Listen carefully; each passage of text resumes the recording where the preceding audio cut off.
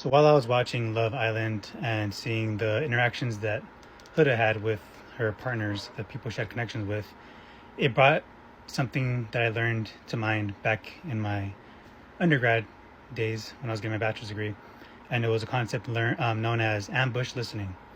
This was in a communication class I took, and essentially it goes like this: that when you're talking to somebody, instead of listening to what they have to say, you heard a key point in the conversation where you want to respond to that.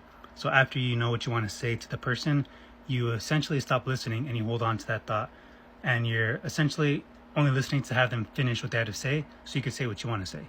You're no longer listening to what they're saying because it's not important to you anymore. You have what you have to say. You have your response back in your head and you're ready to launch it back at them.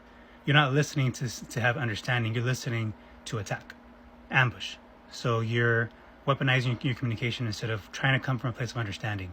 Communication is so important, not just being able to speak and come up with the word choices and have tone and body language. It's also making sure, essentially, communication is just making sure that the receiver is receiving your message that you're communicating to them. It's the communicator and the receiver.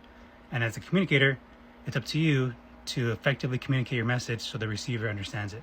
It's up to the receiver to try to understand what the person's saying and actually listen.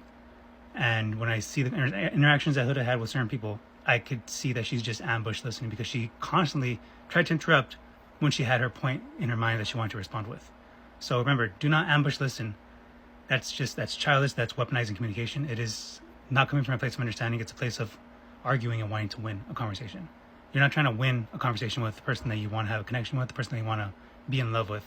You want to come from a place of understanding to prevent problems from happening in the future. So no ambush listening. Actively listen.